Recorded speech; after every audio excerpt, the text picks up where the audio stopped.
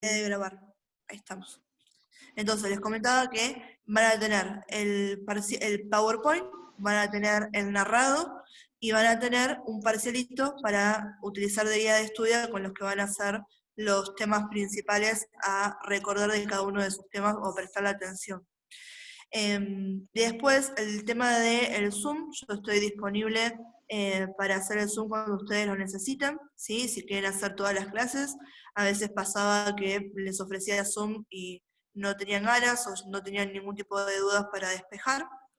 Con respecto a hacer Zoom como estamos haciendo ahora, yo este cuatrimestre tengo una limitación, que es que me han puesto en el mismo horario darle clases a 2 comisiones. Mismo que estoy con ustedes, estoy con los chicos de anatomía en lo que es radiología. Lo que yo arreglé es decir, bueno, en cuestiones de hacer Zoom, hago 2 Zoom de 40 minutos con una comisión y 2 Zoom de 40 minutos con la otra, para que nadie se quede sin la posibilidad de hacer Zoom ese día, ¿sí? El día de la cursada, que serían los martes a la noche. Después también, yo no tengo ningún inconveniente, voy a también estar en fisiopatología en el turno mañana, cada vez que haga Zoom con los chicos del turno mañana, de compartirles también el link a ustedes, y quien se quiera unir, que tenga la posibilidad de unirse. De vuelta, no es obligatoria la participación a través del Zoom, es solamente para quien quiera despejar alguna duda o que le interese este ida y vuelta más fluido con el docente, pero yo no les tomo lista, ¿sí? Y no le voy a bajar puntos a nadie porque no se haya conectado al Zoom, porque entiendo que hay algunas dificultades que se pueden plantear, tanto de lo tecnológico como del tiempo que uno tiene para poder estar haciendo esto. Por eso es que la metodología del narrado me parecía una de las cosas más redituables para el alumno, porque el narrado lo pueden enganchar cuando ustedes quieran, pueden estar escuchándolo cuando viajan en el colectivo, al trabajo, pueden retroceder las veces que necesitan, o me pueden pausar, irse a dar una vuelta, ¿sí?, a la manzana, con todos los cuidados que tienen que tener, o voy a tomarse un café, algo rico, y después seguir escuchándome. Pero como les comentaba, si ustedes hay otra metodología que les ha resultado mejor o tienen otra idea de cómo quisieran cursar esta materia, me avisan y vemos si es algo que se puede hacer, lo enganchamos, yo no tengo ningún problema. Con respecto a eso, ¿cómo estamos? ¿Alguna opinión o algo que me quieran comentar con la metodología? ¿Les parece bien? ¿Tienen otra idea? Los escucho. Yo, profe Campos Romina, no, a mí me parece muy bien lo del narrado, porque ya la he escuchado en inmunología con la profe Cami, así que a mí me ha servido, pero bastante, así que a mí me parece bien lo del narrado. Perfecto. Coincido con Romina, es muy útil el narrado, digamos, es muy práctico. Buenísimo, amores. Entonces nos vamos a manejar de esa manera, ¿sí? Ustedes con anterioridad a lo que va a ser la clase, esta es la única excepción porque sería la clase inaugural, ya van a tener el narrado. A veces van a ver que es sobre el PowerPoint, y sobre todo en los últimos temas lo que estuve haciendo es filmarme mientras les dibujaba o les escribía, y les daba también las hojas de repaso, porque yo extraño mucho el pizarrón, soy muy de escribir y de dibujarles o de hacerle cuadros sinópticos. Entonces, llegando hacia el final, que no son temas tan puntuales, quizás que uno los pueda ver fácilmente desde el Power, me resultó mejor esa metodología de filmarme escribiéndoles y ir explicándoles con lo mismo, ¿sí? Pero es el mismo material que ustedes van a tener subido siempre a lo que va a ser el campus. Bien. Después, ¿qué me queda para ustedes comentarles? No sé si me presenté, porque estoy como muy acostumbrada que la mayoría de los chicos ya en algún momento me los crucé, pero bueno, mi nombre es Tamara Sirochi, ¿sí? Conmigo van a cursar fisiopato y creo que tenemos también genética y química instrumental. Así que si no me equivoco y me estoy apropiando de otra materia de otro profe, serían los 3 días que nos vamos a estar viendo y vamos a ir incorporando estos conocimientos, ¿sí? Mi metodología al momento de evaluarlos, ¿sí?, a través de lo que va a ser el campus, es utilizando tanto la opción múltiple, con las variantes que uno puede tener, como el unir, ¿sí?, o verdadero y falso, también tener preguntas que sean de desarrollo, y puede ser que ocasionalmente tengan algún gráfico donde tengan que identificar las estructuras. En el caso de que tengan algún gráfico en el examen parcial o en el examen final, esos gráficos siempre van a ser sacados de la bibliografía que ustedes tienen. O sea, nunca les voy a tomar un gráfico de algo que jamás hayan visto, ¿sí? Entonces, si está en el PowerPoint y es un gráfico que yo les voy a decir, chicos, esto me interesa que lo sepan, o les pueda prestar atención, probablemente sea uno de los gráficos que entren en el examen, ¿bien? Mis exámenes son a 30 puntos, no 30 preguntas, ¿sí? 30 puntos en total. Y como se aprueba con el 60%, para aprobarlos vamos a tener que tener 18 preguntas correctas. Yo lo que voy a hacer es, les voy a armar 2 trabajos prácticos, un trabajo práctico para la primera mitad del cuatrimestre y un trabajo práctico para la segunda mitad del cuatrimestre. Y la idea de estos trabajos prácticos es que les sirvan a ustedes para lo que se llama la condición de repechaje. ¿Qué quiere decir? En el caso del alumno que al momento de rendir el parcial tenga 16 o 17 puntos, si entregó y aprobó el trabajo práctico, eso se considera un repechaje y tienen el 4. El alumno que hace menos de 18 puntos, o sea, hace 16 o hace 17 puntos, y no entregó el trabajo práctico, la nota que le corresponde es un 2, y no estaría accediendo a esta condición de repechaje, ¿sí? Entonces, van a tener 2 trabajos prácticos, uno para el primer parcial y uno para el segundo, que yo en estos días ya se los voy a estar subiendo al campus, cuestión de que van a tener un montón de tiempo para resolverlo lo más tranquilos posibles, ¿sí? Y como les comentaba, la idea de ese trabajo práctico es que a ustedes les sirva de nota conceptual para el repechaje en el caso de que no estén llegando a la nota de aprobación que sean los 18 puntos, ¿bien? Una cosa también que es importante, que yo también se los mencioné en el videito esa de introducción, a tener en cuenta son los recuperatorios. Los recuperatorios van a ser al final del cuatrimestre, ¿sí? Entonces, ambos recuperatorios del primero y el segundo parcial. Y esto es de esa manera para todas las materias que ustedes estén cursando en este cuatrimestre, ¿bien?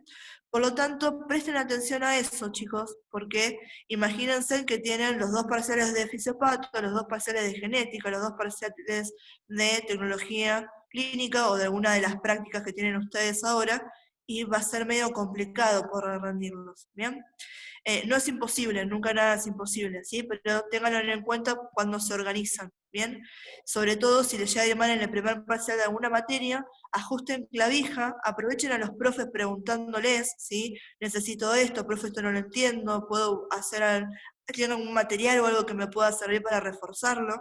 Así de esa manera, si nadie se queda con dudas, y pueden llegar de la mejor manera al segundo parcial y tener que recuperar uno solo. Bien, chicos, hasta ahora con lo que les comenté que sería la metodología de cursada, ¿tienen alguna duda o algo que me quieran comentar? ¿O estamos bien como para empezar la clase?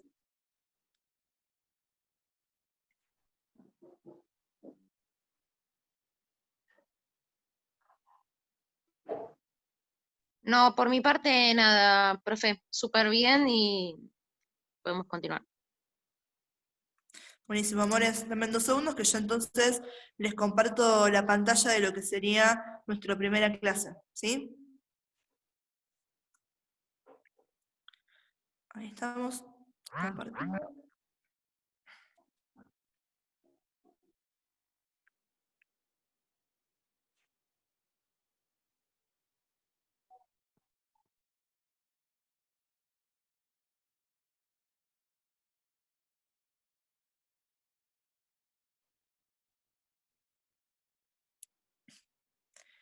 Bien, chicos. Esto que tenemos acá, ya les estoy dando las que van a ser las fechas de exámenes, ¿sí? Tengan en cuenta que pueden estar sujetas a modificaciones, sobre todo la primera fecha de parcial. La idea sería que el primer parcial sea el 6 del 10, el segundo parcial nos quedaría para el 24 del 11, y como les decía, el recuperatorio, tanto del primero como del segundo parcial, sería el 1 de diciembre. Con la de fecha de final, es algo que creo que ya les comenté por el grupo, yo les pongo la fecha el 15 de diciembre, porque todavía no sé muy bien qué va a pasar con la primera semana, porque está programada la primera semana de finales el 7, la semana del 7, y martes quedaría 8, y como bien sabe, el 8 es feriado. Entonces, por eso les puse el 15 del 12, y después les voy a averiguar qué estaría pasando con esa segunda oportunidad de anotarnos para rendir el final, ¿sí? Quédense tranquilos que además de que esto está siendo grabado y que les voy a subir el video al finalizar, toda esta información que está en el PowerPoint también la van a tener en el campus, así que todo lo que esté escrito acá, ustedes van a tener acceso para poder revisarlo cuando lo requieran, ¿bien? Entonces, teniendo esto en cuenta, ¿sí? Acuérdense, acuérdense también que Fisiopato es correlativa para biotecnología, esto es recién en el tercer cuatrimestre, ¿sí? Pero en el llegado a ese momento, tanto fisiopatología como genética tienen que tener el final aprobado para poder, ¿sí?, promocionar esa materia. Y la tienen que tener aprobada, ¿sí? O sea, quiere decir que tienen que tener aprobado los primeros parcial, primer y segundo parcial, para poder cursarlo, ¿bien? Estas son las normas de convivencia para el presencial y ya podemos empezar con lo que sería nuestra primer clase. Los que les pido, si alguno todavía no silencia el micrófono, que por favor lo silencie, así no se interfiere con el audio de lo que estoy grabando yo. Cualquier cosa que tienen alguna duda, ahí habilitan el micrófono, me dicen profe, ¿sí? Y yo en ese momento lo soluciono, ¿bien? Pero por el momento, cuando vamos escuchando, ¿sí?, tenganlos cerrados, así después es más prolijo el video y no les resulta engorroso escucharme. Cada vez que empezamos una materia, ¿sí?, lo importante es saber de qué vamos a hablar, ¿sí?, en qué estamos parados, ¿bien? La materia se llama fisiopatología, entonces está bueno entender qué es la fisiopatología, ¿sí? Vamos a ver que la fisiopatología es una rama de estudio en el cual nos vamos a encargar de estudiar y de entender aquellos procesos patológicos que va a cursar un individuo en el transcurso de una enfermedad, tanto a nivel físico, químico y biológico. ¿Por qué decimos físico, químico y biológico? Sí, Ángeles, decime, amor, levantaste la mano. ¿Qué pregunta? ¿O le erraste?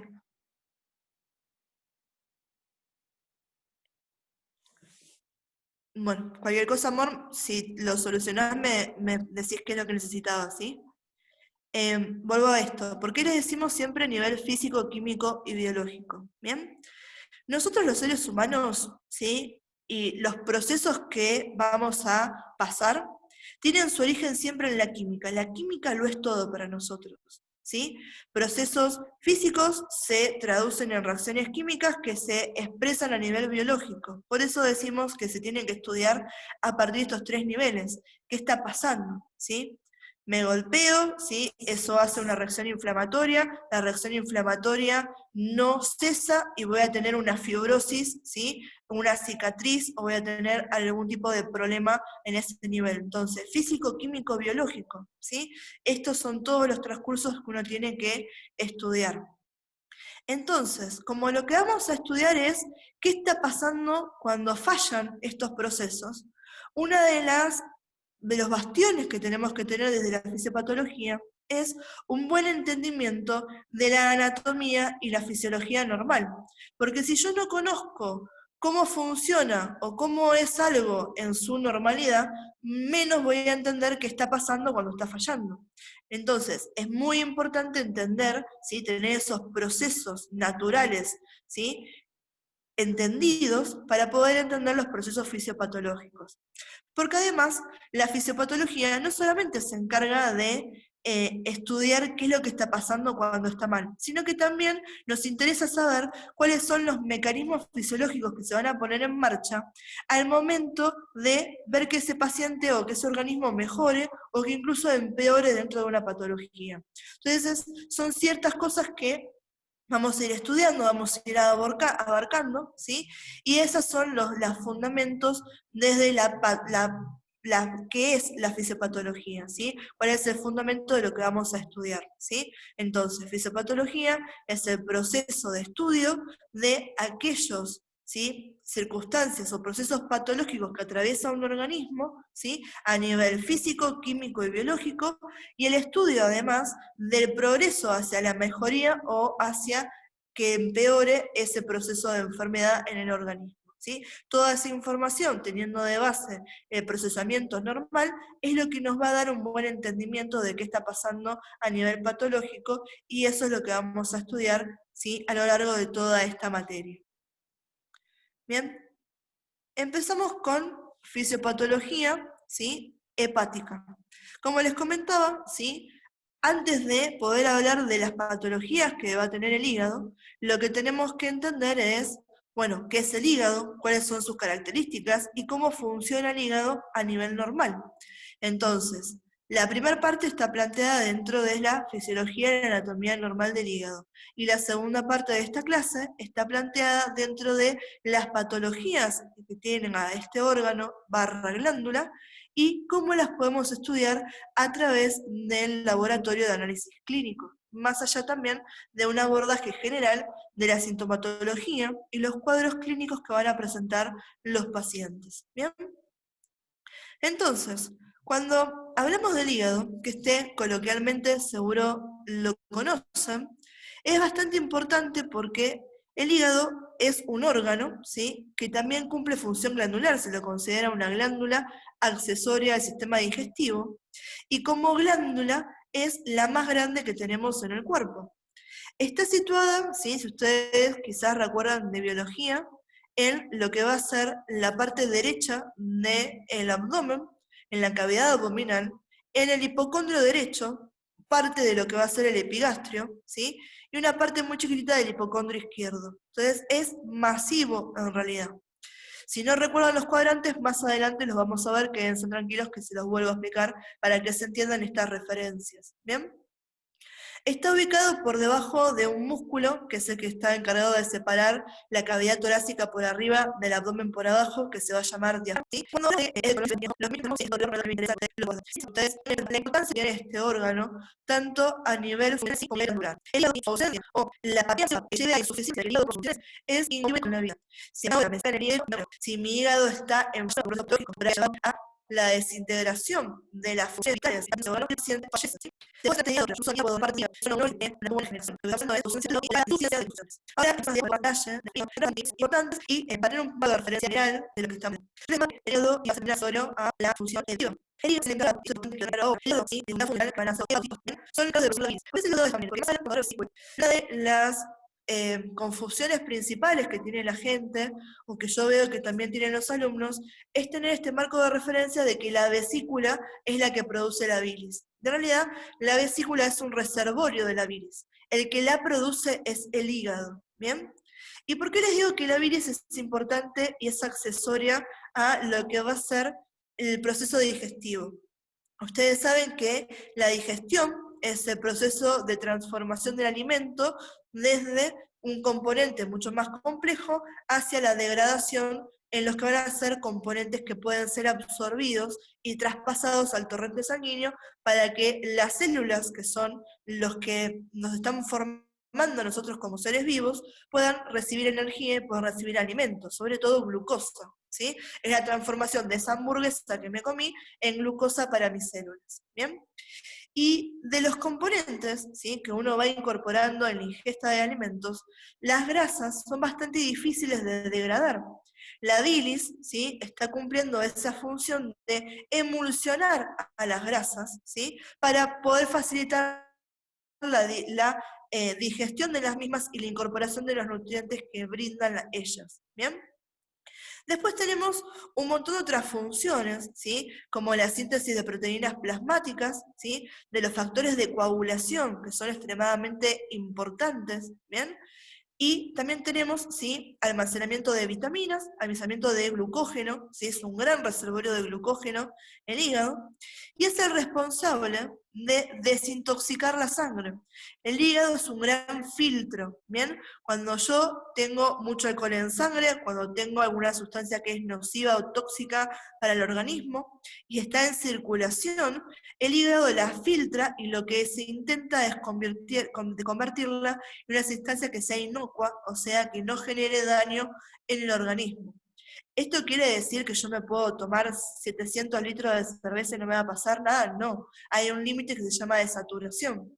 Pero si yo me tomo 2 vasos de cerveza, que el alcohol y el tabaco vamos a ver que son algo repetitivo, que tanto el alcohol como el tabaco, cada vez que uno lo consume, están generando daño en el organismo. No existe el vino, no existe la cerveza, no existe el alcohol o el cigarrillo, que uno lo incorpore, ¿sí? Lo tome como hábito y que no pase nada, ¿sí? Siempre que estamos incurriendo en esos hábitos, va a repercutir a algún nivel, ¿sí? Fisiológico en nuestro cuerpo.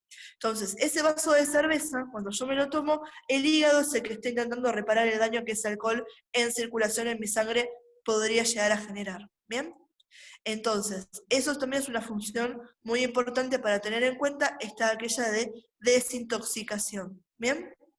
Hasta ahora, chicos, con respecto a lo que vimos recién del hígado, estas funciones en grandes rasgos y la importancia que tiene el hígado para la vida de las personas, ¿hay alguna pregunta, algo que no se haya entendido o continuamos?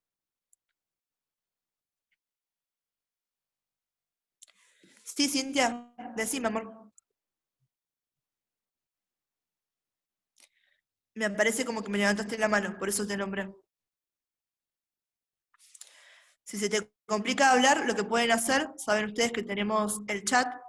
¿Me escuchás ahora? No te escucho, amor. Cualquier cosa, mira, A ver.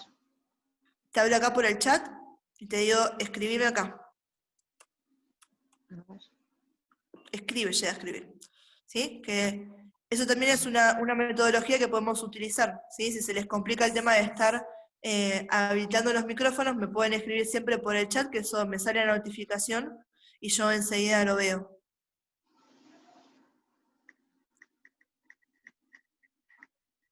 Esperamos 2 minutitos que está escribiendo Cintia la pregunta y ya seguimos con la clase, ¿sí?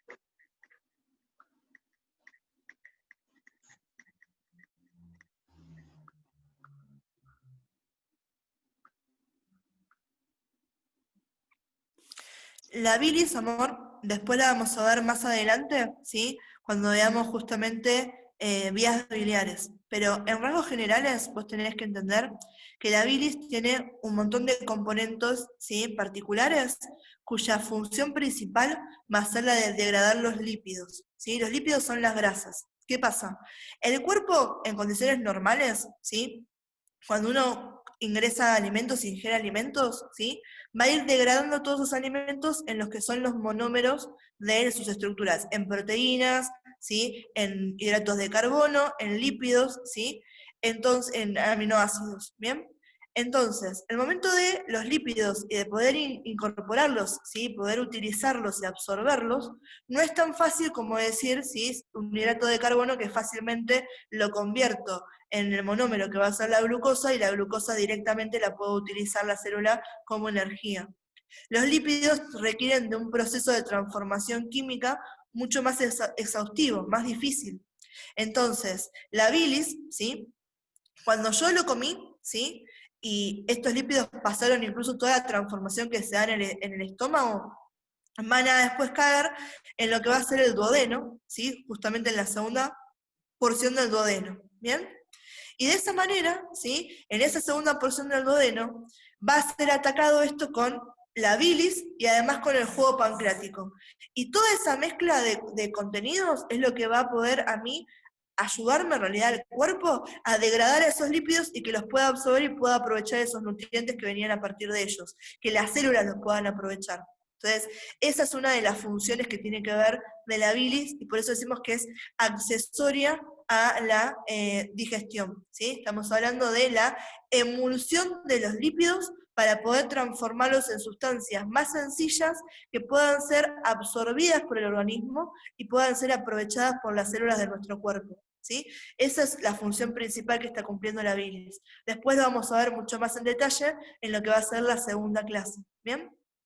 Y con respecto a la ubicación del hígado, ¿sí? Ustedes tienen que saber que estamos hablando del tronco. Si ustedes se acuerdan algo de biología, habíamos hablado que teníamos un esqueleto axial y un esqueleto apendicular. Cuando hablamos de apendicular estamos hablando de los miembros superior y miembro inferior. Y cuando hablamos del esqueleto axial, estábamos hablando del tronco, ¿sí? Del cuello, la columna y la cabeza. En este caso, cabeza y cuello, olvídate. Cuando hablamos del tronco, estamos hablando del tórax, ¿sí? Del abdomen y la pelvis. Y el hígado, en esa división, está en esta partición media que va a ser el abdomen. Inmediatamente por debajo de ¿qué?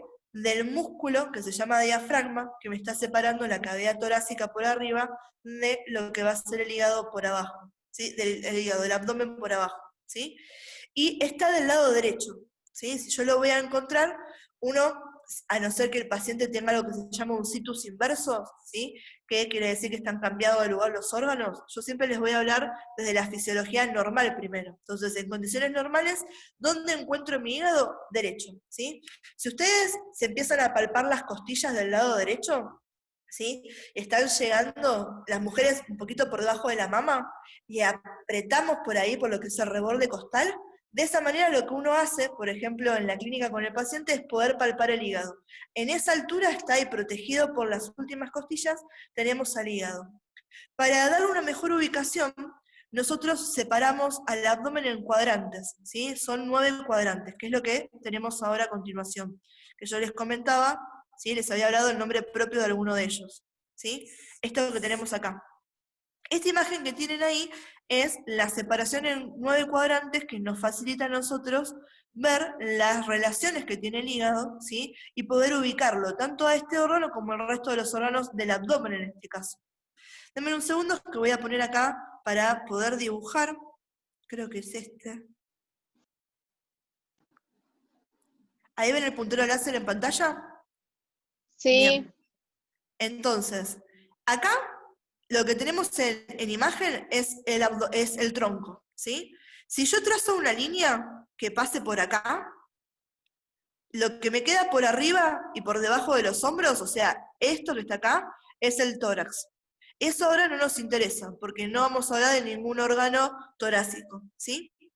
Y si yo después trazo una línea que pase por acá, lo que me queda por debajo de esta línea va a ser la pelvis. Tampoco me interesa en este momento en particular. Y toda esta situación media que tenemos va a ser el abdomen, ¿bien? Para poder entender y separar en estos cuadrantes, uno va a trazar 2 líneas verticales y 2 líneas horizontales, ¿sí? Las líneas verticales, esto que ven acá en saliente, son las clavículas. Entonces, vamos a trazar 2 líneas que van a ser hemiclaviculares. ¿Qué significa que es hemiclavicular? Que está atravesando la mitad de la clavícula. Fíjense que si yo esto agarro la mitad y la prolongo para abajo, tengo esta línea. Lo mismo de este lado, ¿sí? Hago esto, tuki, y acabo de prolongar esa línea e tracé 2 líneas hemiclaviculares, ¿bien? Y las siguientes 2 líneas que voy a trazar, la primera línea que va a ser horizontal, esto que está pasando acá es el reborde costal del que les estaba hablando. Entonces, esta primera línea horizontal pasa justo por debajo del reborde costal. Y la segunda línea horizontal, este hueso que están viendo acá, es lo que corresponde a la pelvis, el coxal, y este accidente óseo, ¿sí? Va a ser la espina ilíaca anterosuperior. Entonces la tengo de un lado y la tengo también del otro. Trazo una línea horizontal que vaya de espina ilíaca a espina ilíaca, y ahí tengo mi segunda línea imaginaria que me está separando en 1, 2, 3, 4, 5, 6, 7, 8, 9 cuadrantes, toda esta región, que son los considerados cuadrantes del abdomen, ¿sí? Entonces, vamos a ir, y para que ustedes tengan en referencia cuando vemos los gráficos, los estamos viendo, ¿sí? En lo que es la posición anatómica. Entonces, esta es la derecha del paciente, ¿sí? Lo estamos viendo como si lo tuviéramos enfrente, ¿sí? Está en el espejo a como estamos nosotros. Esta es la derecha del paciente. Entonces, empecemos a nombrar esos cuadrantes de derecha a izquierda y de arriba hacia abajo. Y antes de que se agarren la cabeza con la cantidad de nombres, van a ver que del lado derecho y del lado izquierdo tenemos exactamente lo mismo. Lo que me cambia solamente es que derecha e izquierda. ¿Bien? Entonces, el primer cuadrante superior, empezando de la derecha, se va a llamar hipocondrio derecho. El segundo cuadrante, el cuadrante medio superior, va a llamarse epigastrio. Y el cuadrante, ¿sí?, izquierdo superior va a llamarse hipocondrio izquierdo. Entonces, hipocondrio derecho, epigastrio, hipocondrio izquierdo. Vamos a los tres cuadrantes que están por debajo. Tenemos hacia la derecha la región lumbar derecha, o también llamado flanco derecho. Al medio tenemos a la región umbilical, que también le podemos decir mesogastrio. Y a la izquierda tenemos la región lumbar izquierda, o también le podemos decir flanco izquierdo. Entonces, región lumbar derecha, también llamado flanco derecho, región umbilical, o también llamado mesogastrio, región lumbar izquierda, o también llamada flanco izquierdo, y esos son nuestros tres cuadrantes medios.